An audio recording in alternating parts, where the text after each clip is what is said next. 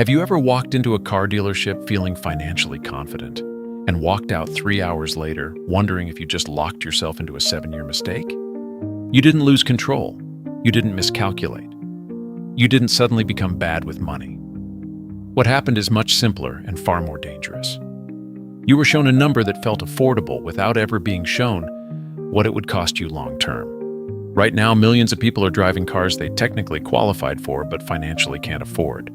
And 2026 is about to make that gap hurt a lot more. Because this isn't really about cars. It's about how much fragility your income can survive. According to recent lending data, the average monthly car payment in the United States is now north of $700 for new vehicles and well over $500 for used ones. And that's before insurance, fuel, maintenance, registration, or repairs even enter the conversation. Banks will happily approve those numbers, but banks are not evaluating whether a payment makes sense for your life. They are evaluating whether the loan can be sold, serviced, and profited from. Loan terms have quietly stretched to 6, 7, even 8 years. Not because cars last longer, but because longer terms make bad decisions feel painless at first.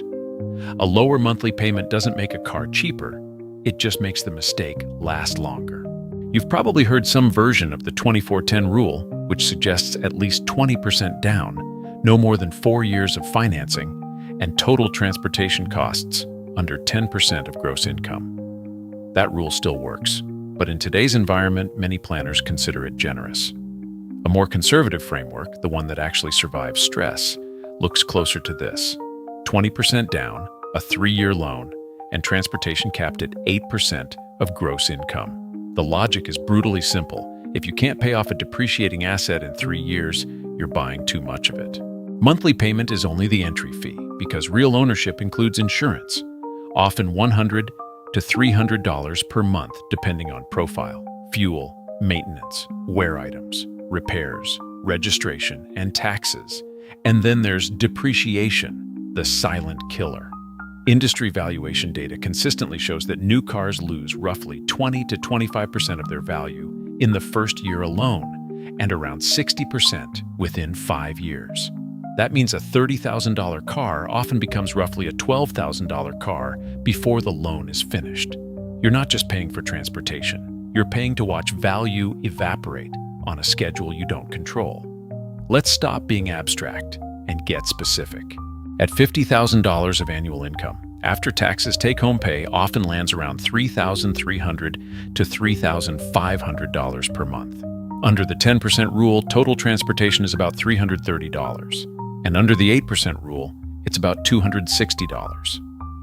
If insurance and fuel cost around $150 per month, that leaves roughly $110 to $180 for a car payment, which with a reasonable interest rate, 20% down, and a 3 to 4 year loan supports a vehicle price of roughly $6,000 to $8,000. That's not nice, but it is reliable transportation, and this distinction matters more than pride. At $75,000 of annual income, monthly take-home often lands near $5,000 to $5,200. After insurance and fuel, you're left with roughly $230 to $350 for a car payment, supporting vehicles in the $11,000 to $16,000 range depending on terms. This is where people start getting into trouble because approvals suddenly jump to $500 to $600 per month. And restraint starts to feel optional, but it isn't. At $100,000 of annual income, take-home pay often lands near $6,700 to $7,000 per month. After ownership costs, that supports vehicles in the $22,000 to $25,000 range. Yes, you can afford more, but affordability isn't the same as intelligence. At $150,000 of annual income, take-home commonly lands around $9,000 per month, depending on location. And even here, realistic vehicles land in the $30,000 to $40,000 range. High income doesn't exempt you from physics. Two co-workers earning the same $75,000 illustrate this perfectly. Sarah buys a $35,000 SUV with a 7-year loan and a monthly payment of roughly $650. With insurance and fuel, she's spending close to $900 per month, nearly 18% of her gross income. 3 years later, the car is worth about $22,000, but she still owes around $28,000, leaving her underwater and one job disruption away from a forced loss. Mike buys a $15,000 certified used sedan, puts $3,000 down, finances it over 3 years, and pays about $395 per month. After payoff, he keeps paying himself by investing that same amount.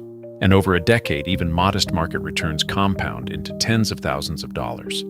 Same income, same market, completely different futures. That difference isn't discipline, it's sequence. Interest rates are not technical details, they are leverage working against you. Take the same $30,000 car, put 20% down, and finance $24,000 over 5 years. At 4% APR, you pay about $442 per month and roughly $2,500 in total interest. At 8% APR, the payment jumps to about $487 per month, and total interest climbs to over $5,000. Same car, same term, nearly $3,000 disappears buying nothing. Now add stress to this picture because real life never stays static. Imagine the same borrower at 8% APR also stretches the loan to 6 years instead of 5. The monthly payment drops slightly, which feels like relief, but total interest climbs past $6,500, and the car stays underwater longer. If income stalls or expenses rise, refinancing becomes the only option, often at an even higher rate. This is how small APR differences quietly turn into multi-year financial drag, without a single dramatic mistake ever being made. Higher APR doesn't just make cars more expensive, it keeps you trapped longer in an asset that's losing value. Car-poor households often look fine on the outside, with a nice vehicle but tight cash flow and no margin, while cash-flexible households drive boring cars, have lower payments, and retain options. The difference isn't income, it's who still has choices when life changes. Freedom doesn't come from what you drive, it comes from what you're not forced to do. Before buying, calculate backward from income, not from the car. Know your APR. Before stepping onto the lot, cap loan terms at 3 to 4 years. Ask whether you could sell the car in a downturn without damage, and keep 3 to 6 months of cash after the purchase. If buying the car empties your buffer, you didn't buy transportation, you bought fragility. As 2026 approaches, this isn't about getting rich faster, it's about not becoming fragile. Don't chase out performance, don't go all in on lifestyle narratives, and optimize the sleep at night factor, because a car that keeps you calm beats one that keeps you impressed. This isn't for people chasing excitement. This is for people who don't want to be forced back to work at 65. 2026 is not about getting rich. It's about not getting fragile. And when you buy your next car based on what your salary actually supports rather than what a bank approves, something powerful happens.